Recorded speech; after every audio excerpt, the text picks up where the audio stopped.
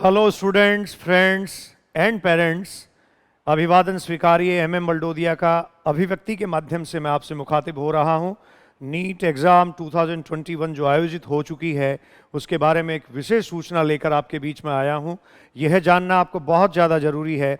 NEET परीक्षा पास अगर करना चाहते हैं, नीट परीक्षा पास करके अगर आप मेडिकल कॉलेज में एडमिशन चाहते हैं, एमबीबीएस में आप एडमिशन चाहते हैं, एक सीट अपने लिए सिक्योर करना चाहते हैं, तो यह इन्फॉर्मेशन भी आपके लिए उतनी ही ज़रूरी है जितना ज़रूरी आपके लिए एग्ज़ाम से ठीक पहले एनटीए की वेबसाइट पर एप्लीकेशन फॉर्म में अपनी इन्फॉर्मेशंस को सबमिट करना था। सो स्टूडेंट्स, एनटीए ने जब एग्ज़ाम फॉर्म और एप्लीकेशंस इनवाइट किए थे, जब आवेदन पत्र आपसे भरवाए गए थे, तब ही ये डिक्लेयर कर दिया था कि जो एप्लीकेशन फॉर्म है उसको टू पार्ट्स में डिवाइड किया गया है। नीट यूजी एग्ज़ाम 2021 का जो एप्लीकेशन फॉर्म है उसको 2 सेट्स और 2 फेजेस में डिवाइड किया गया है। The division of application form आज का हमारा इस वीडियो का डिस्कशन है। Division of application form into 2 sets और 2 फेजेस। स्टूडेंट्स, अपेंडिक्स 17 में ये मेंशन किया गया है और आप ध्यान रखें, ये जो है वो एनटीए का जो इन्फॉर्मेशन बुलेटिन आपको दिया गया था उसका पेज 106 है, वहाँ से आप इसको देख सकते हैं। आपने या तो उसका प्रिंट लिया होगा या फिर पीडीएफ आपने उसका डाउनलोड किया होगा। पेज नंबर 106 से ये इन्फॉर्मेशन शुरू होती हैं। In order to ensure that the candidate data is submitted quickly, the application form for NEET UG has been divided into 2 sets और 2 phases। तो जो इन्फॉर्मेशन है स्टूडेंट्स की, जो डेटा है स्टूडेंट्स का, वो एनटीए की वेबसाइट पर क्विकली अपलोड हो। एक ही टाइम में अगर अपलोड करवाया जाता तो वहाँ इंटरप्ट हो सकता था, साइट पे लोड आ सकता था, डेटा क्रैश हो सकता था। इसके लिए क्या किया गया है, एनटीए ने आपसे डेटा इन्फॉर्मेशन 2 टाइम्स मांगे हैं। एक पहले आपने सबमिट कर दिया है, एग्ज़ाम में जाने से पहले जो एप्लीकेशन फॉर्म आपने भरा है वो फर्स्ट सेट ऑफ इन्फॉर्मेशन था, और अब आपकी ओएमआर सीट आने तक और आप ये कह सकते हैं रिजल्ट डिक्लेरेशन तक आपको second set of informations NTA की वेबसाइट पर स्टूडेंट्स अपलोड करना है। इसका नोटिफिकेशन रिसेंटली जो है वो आने वाला है, तो आप पहले से तैयार रहें।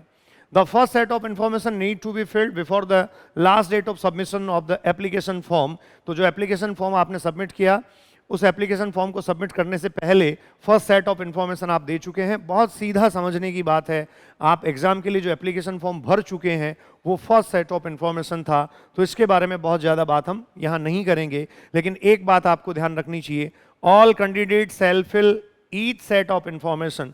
बहुत क्लियरली बच्चों मेंशन किया गया है, you should fill each set of information. Means first set आपने एग्जाम फॉर्म भरने के टाइम कर दिया था, एग्जाम में जाने से पहले आप कर चुके हैं, लेकिन सेकंड सेट ऑफ इन्फॉर्मेशन भी आपको फिल करना है of the application form at the respective time of availability in the absence of filling up any of the set of information। अगर आपने फर्स्ट और सेकंड सेट ऑफ इन्फॉर्मेशन जो है उनमें से कोई भी इन्फॉर्मेशन आपने फिल नहीं करी, या फिर फर्स्ट फिल कर दी, सेकंड सेट ऑफ इन्फॉर्मेशन आपने फिल नहीं करी, तो आपका फॉर्म यहाँ कैंसिल हो जाएगा।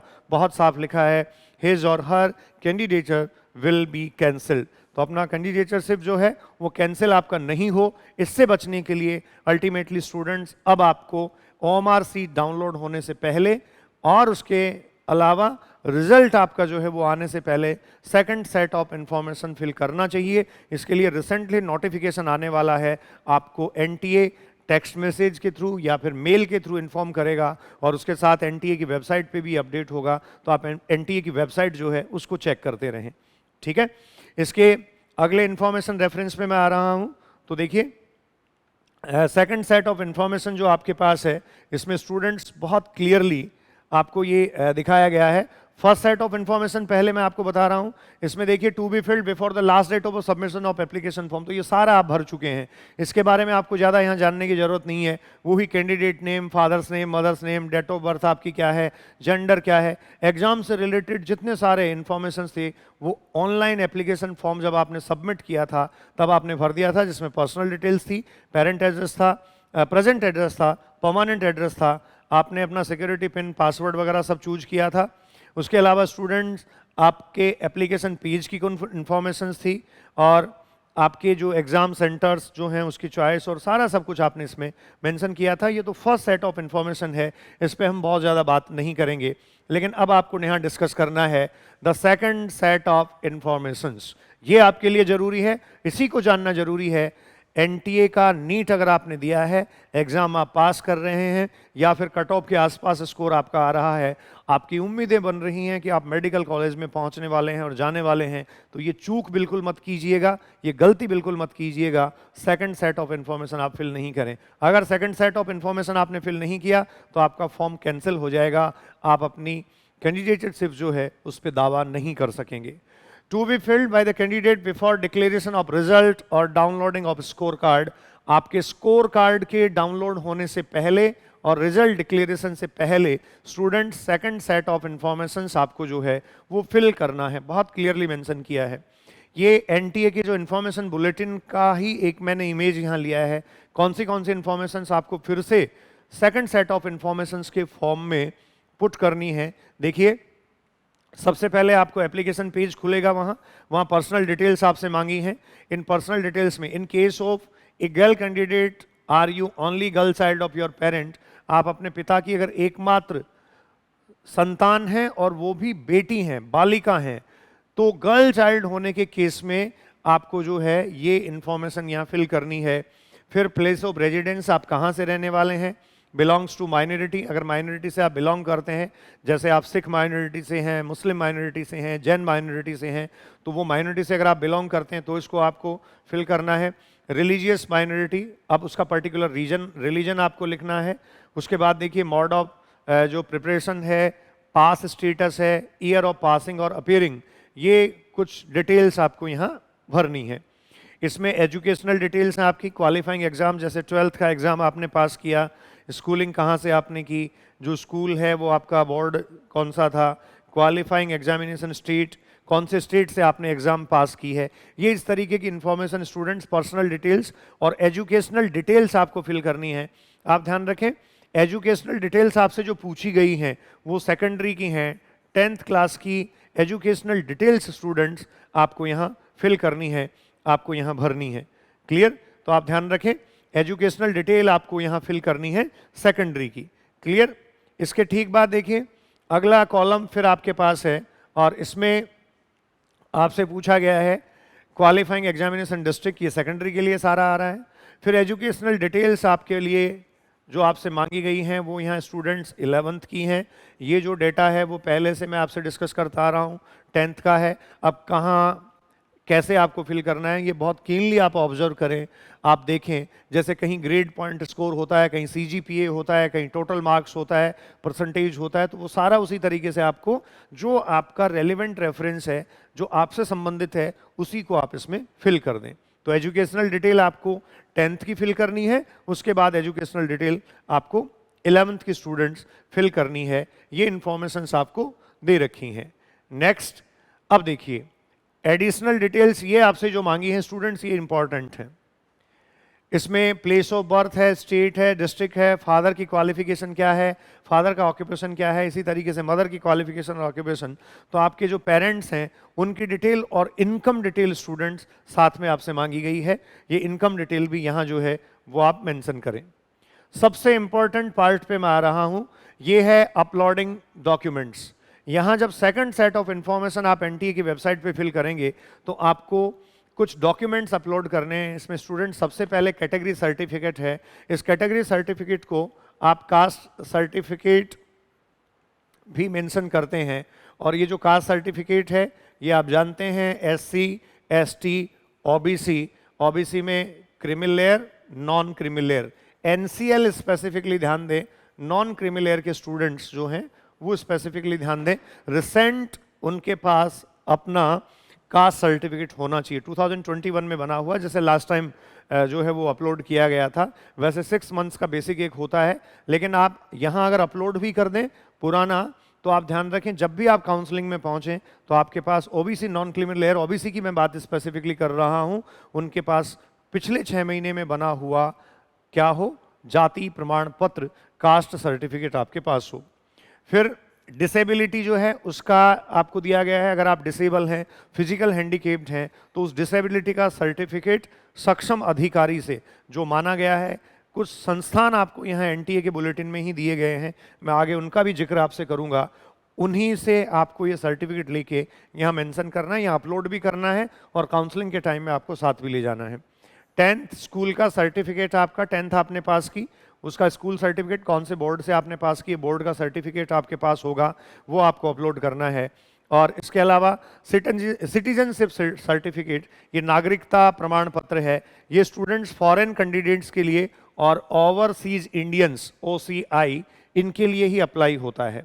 ओवरसीज इंडियंस उनको कहा जाता है जो 15 अगस्त 1947 के बाद कुछ पार्ट्स या भाग भारत में अगर मिले हैं, वहाँ के निवासी अगर आप हैं तो ओवरसीज इंडियंस हैं। बहुत सीधा अगर मैं कहूँ तो ओवरसीज इंडियंस वाला कॉलम जो है वो आप कोई आपके खास काम का नहीं है। हाँ, ये ध्यान रखें, फॉरेन स्टूडेंट्स जो हैं उन्हीं को सिटीजनशिप सर्टिफिकेट अप्लाई करना है।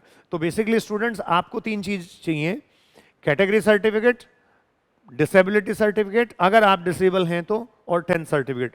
तो जो ऑर्डिनरी स्टूडेंट्स हैं उनके लिए सिर्फ 2 डॉक्यूमेंट उनको अपलोड करने हैं, एक उनका कैटेगरी सर्टिफिकेट और एक उनका 10th का स्कूल सर्टिफिकेट। आप फिर से देख लें, ये एनटीए के बुलेटिन का कॉलम मैंने एज सेम यहाँ मेंशन किया है। ठीक है, तो बच्चों इसके बाद आपके लिए अगली इंफॉर्मेशन क्या है? देखिए, मैंने जो डिसेबिलिटी सर्टिफिकेट की अभी बात की थी, उस डिसेबिलिटी सर्टिफिकेट के केस में मैंने यहाँ लिखा है कुछ लिस्ट ऑफ सेंटर्स आपको दिए गए हैं जो एनटीए की वेबसाइट और एनटीए का बुलेटिन अवेलेबल हमें करवाता है। जैसे देखो, बेसिकली आप राजस्थान के स्टूडेंट हैं, आप जयपुर राजस्थान में कहाँ से ये बनवा सकते हैं? तो एसएमएस मेडिकल कॉलेज को इसके लिए ऑथराइज किया गया है, वहाँ से जो है वो आप डिसेबिलिटी सर्टिफिकेट जो है वो अपना तैयार करवा सकते हैं।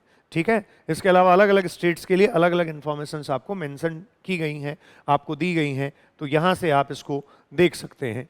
क्लियर? नेक्स्ट है स्टूडेंट्स, अगले पेज पे इंफॉर्मेशन आपके लिए देखिए, डॉक्यूमेंट प्रूफ ऑफ सिटीजनशिप मैंने यहाँ मेंशन किया है, और डॉक्यूमेंट प्रूफ ऑफ सिटीजनशिप में बहुत क्लियर लिखा है for the foreign and OCI candidates, जो ओवरसीज कैंडिडेट्स हैं या फिर विदेशी नागरिक हैं, उनके लिए ही यह जरूरी है, तो आप ध्यान रखें आपके काम का ये नहीं है। ठीक है, फिर उसके बाद में स्टूडेंट्स बात की गई है, नेक्स्ट सर्टिफिकेट आपसे मांगा गया है, जो देखिए आप इमेज और सिग्नेचर आपको अपलोड करने हैं। तो यहां देखने वाली बात है, इमेज और सिग्नेचर अपलोड किए गए हैं, sample of image to upload in application form. तो सेकंड सेट ऑफ इंफॉर्मेशन की मैं बात कर रहा हूं, आप एग्जाम में जाने से पहले फर्स्ट सेट ऑफ इंफॉर्मेशन आपने अपना जो ऑनलाइन सबमिशन किया था एप्लीकेशन फॉर्म का, तब भी आप ऐसा कर चुके हैं। देखिए, बहुत क्लियरली लिखा है पासपोर्ट साइज फोटोग्राफ आपको लगाना है, उस फोटोग्राफ पे आपका अपना नाम लिखा होना चाहिए और डेट लिखी होनी चाहिए। जैसे मान लीजिए आपने आज की तारीख में ही फोटो वो जो है वो बनवाया हो, तो ये 23/9/2021। हालांकि एग्जाम फॉर्म भरे जाने से पहले आपने कुछ फोटोग्राफ्स तैयार करवाए होंगे, वही आपको यहाँ पेस्ट करने हैं, तो ऑब्वियस है ये डेट भी पुराना होगा।